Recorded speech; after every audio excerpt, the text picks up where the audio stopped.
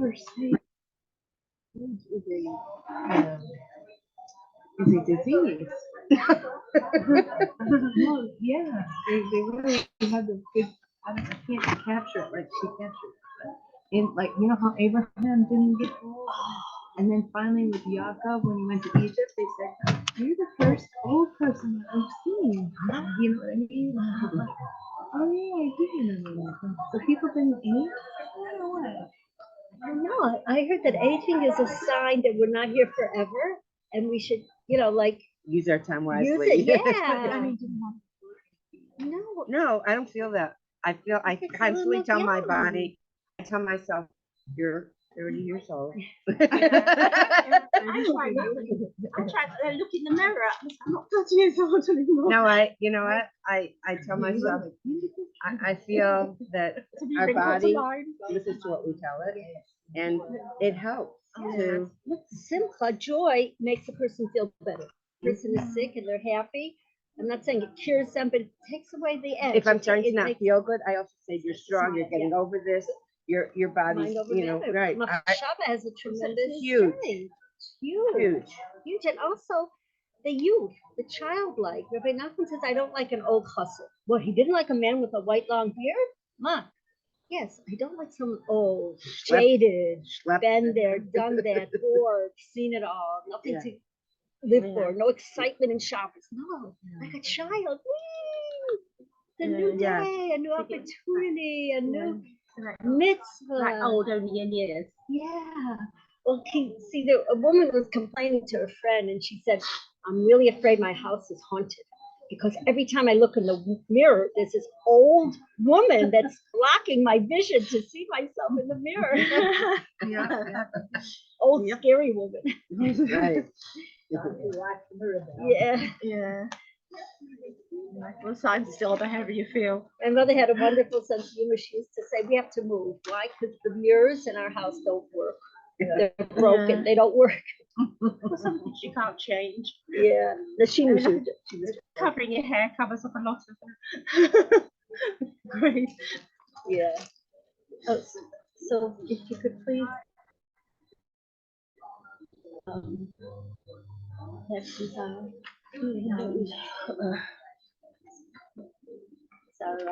the sources and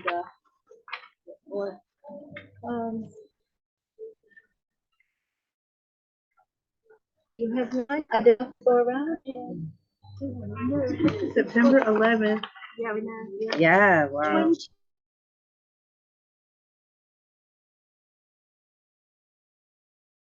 Also, Rule 25. It's 22 years. No, it's My son, my grandson's number 02. 26 is yeah. Do you want to sit here? No, it's okay. I like being as close to Miriam. I know. Yeah. Throughout. Have you ever seen a time when so many people are having so many difficulties? Like, there's just so many difficulties. There's a lot of divorce. I mean, Amen. on us that He's allowing us to live in Israel and all the good things. But it just seems like trouble. Yeah. Well, we're at a good time of year because it says this year and all its troubles or its curses is over, and the new year with all its brachas, its blessings is coming. So for a new entity, a new existence, a new reality, a new everything. Well, there's no pressure. There's no connection between this year and next. Nothing. It's charting new territory, a new world. This is the end of the roller coaster ride. Amen. Well, the beginning of the Mashiach ride, and the revealed goodness, like Ilana said in her beautiful Torah. Everything is kindness from Hashem. It's hard for us to see it. Yeah. Sometimes impossible or close. Impossible, but it's there. Help us to see it. Help us to feel it. Help us to believe. One time Hashem was talking, one time when he was creating the world. Remember, I was a kid then. Yeah. And he that's how far we go back. I'm not saying any ages. I was older. Anyway. Serious. Not happening. So the angel said, why do you want to create the world? Man will sin, man will steal, man lies. Why do you want to create the world? And he said, I don't want to hear about that. I believe in man. I believe in my creation. I believe in my children. I believe in the good in them, even if it's surrounded by layers and layers of not so good. I believe that at the core they're so pure. And he threw away those angels. Said, I don't care about your MS. MS, the angel of truth, the characteristic of truth, said, why create man? They lie, they deceive each other. What did Hashem do? How did he react? By Tishlach Emes Artza, it says he threw the angel, the concept of truth down. He said, I'm not interested in that kind of truth. I'm interested in the truth of truths. Hashem's truth is the Emes Sheba Emes, the truth of truths, a deeper truth, a more real truth. The truth that man is good at the core, that we're good. We have a pure neshama. And he said to them, you think for nothing I'm called a merciful God? It's not for nothing. Because Hashem knows how merciful he is. And like Ilana said, there's another world. If this would be it, and then it's finished, how could we understand? How could we believe? How could we even get up in the morning with all the problems and with all the tragedies? But when we realize that it's all for the next world, which is forever, so we can hang on and we can believe in Hashem that he's kind, totally kindness. And when does he show his kindness? Yom Hadin, think is, a person has a judgment down here and they have to go to court and their life is on the line. They were accused of something and they have best lawyers, but they're not sure, are they going to come out positive? Or so what do they do before they go to court? Well, they're not in the best of mood. They don't eat that much. Their stomach, they can't hold anything down. They wear black clothes. They fast. What do we do for our day of court? We eat, rejoice. We get a haircut. We get our hair done.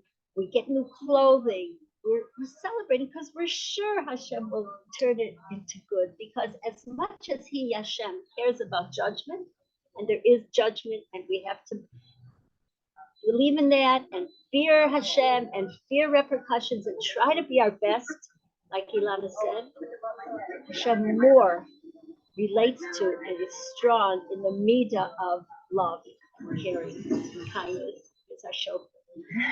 This morning I posted a picture of myself and somebody took kind of like what looks like this in the background with Tzfat, and I was looking up like this and I wrote Kabbalistic optimistic. Because I was gonna write Kabbalistic mystic and then I just got optimistic. And because of all the negativity that I'm constantly receiving about what's going on in Maui and the world, and I thought, who am I to call myself an optimistic with this tragedy going on in the world? But thank you for that teaching, because it reinforces that that's my perspective on it. I'm looking up at Hashem and I'm in the optimistic vibe rather than in all this other stuff that people are trying to trap me in. Depression, giving up. Yeah. Not worth getting up. That's exactly what the I was a little afraid to post it because I thought people will say, haters will say, who are you? And, because everything is going on like that. But we need more light. That's why I'm here. We need more light. We need more of your light and love and optimism. And then when we wake up like that, simcha is so important and so integral in our service of Hashem, in our lives. Because when we're happy and we're optimistic, we can become, we can connect, tap into our powers, our godly powers, our closeness with him, our oneness with him. But when we're sad, we make that wall of barzel, wall of iron that's hard to pierce it, and we're heavy, so it's hard to get up to do mitzvahs, and we're thinking bad thoughts, so it's hard to connect to his kindness and his goodness and to believe in him and to believe in ourselves. And so simple is like a key. It really is a key. And we learned 2 weeks ago in the Torah, in the Parsha, a beautiful pasuk. If somebody please read it, I'll tell you what number it is. Not on number 1 or number 2, but on the second page, it's number 3. This we learned in chapter 28 in Devarim. Would you be able?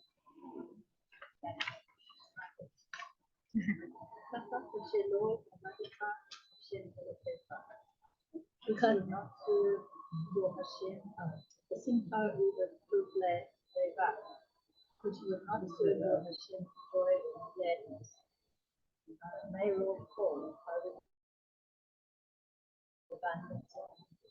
see, many repercussions come when we're not happy.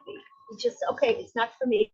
Okay, it's too heavy. Okay, I'm not connected. Okay, I'm not about to say chakras or help somebody else. I can't even help myself. Too heavy. And for avodas Hashem, for serving Hashem, and for being kind to each other when we're lighthearted and we're light on our feet and we're light, light is light and light, like we're like flashlight light. So we're beaming to each other, and it's catchy. It's very catchy. I know the other is catchy, the heaviness and the sadness and the giving up and the lack of enthusiasm or optimism. That's very catchy. How much more so is the positive catchy? Because always Mida Tova Meruba, the plus is always much stronger than the minus, than the negative. And so the Likutei Halachos goes on to say, and this was so pretty before we printed it, this was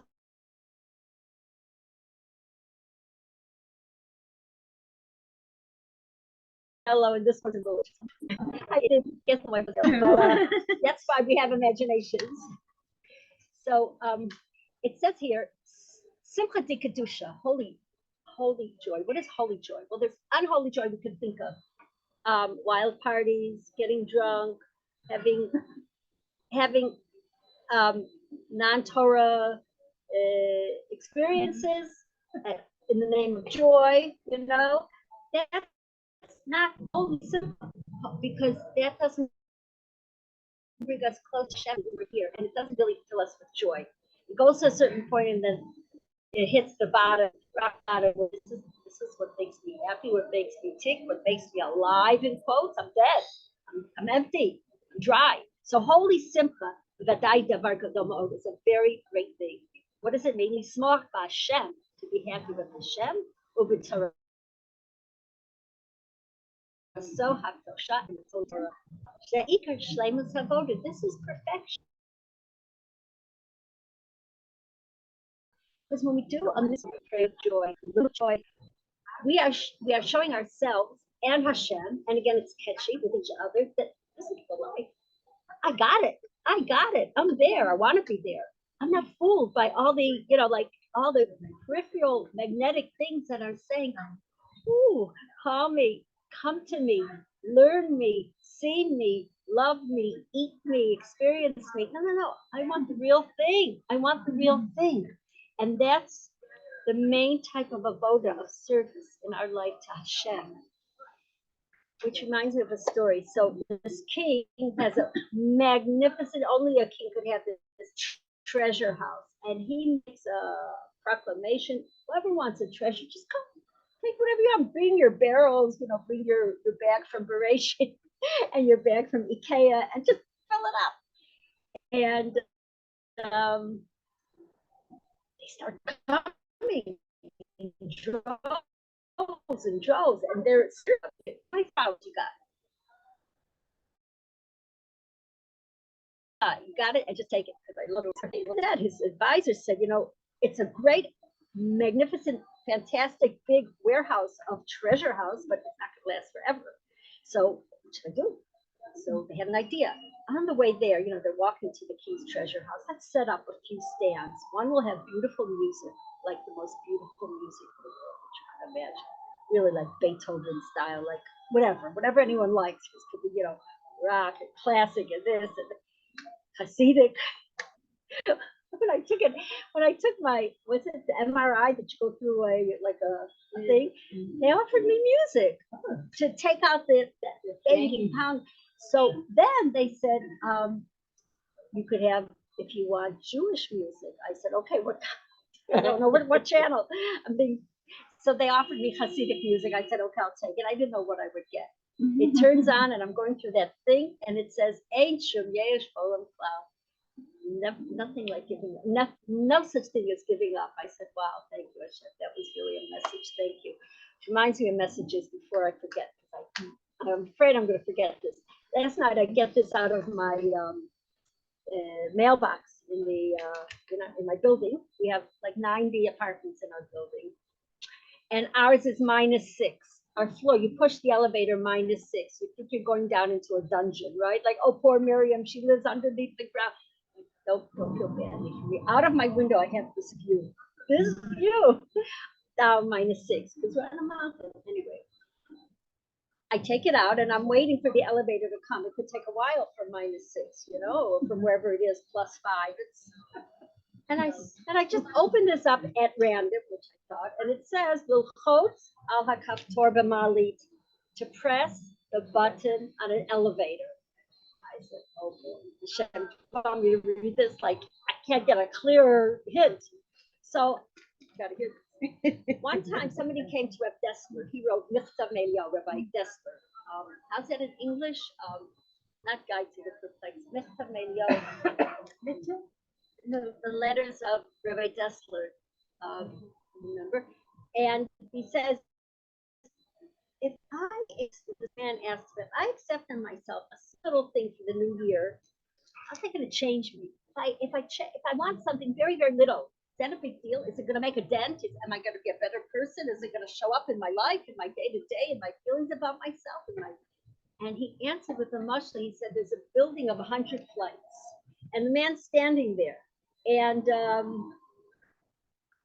he's just standing there. So somebody comes up to him and says, what are you doing here? Why are you just standing here?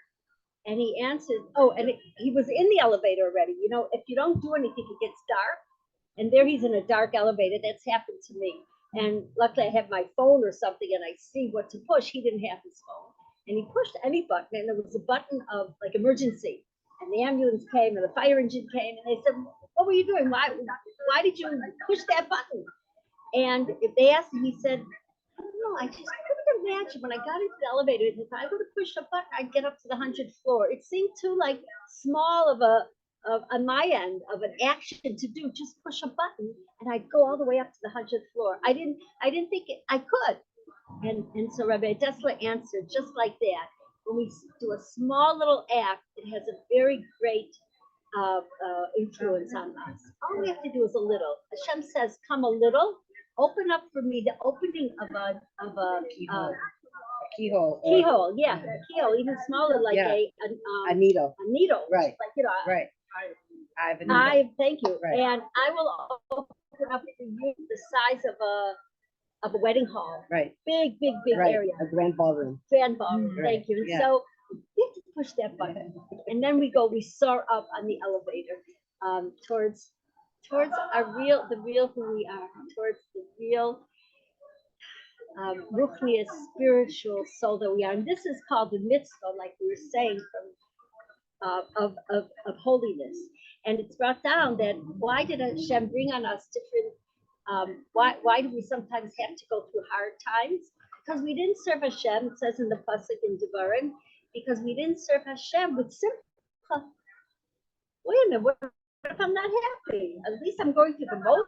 Okay, we don't, it's not a kaftor, it's not a button that we're on or off.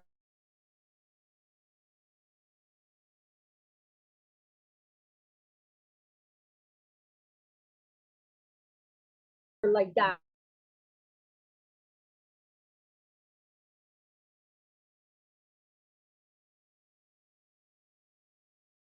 More joy, a little bit more. In my fist, something that you're gonna want.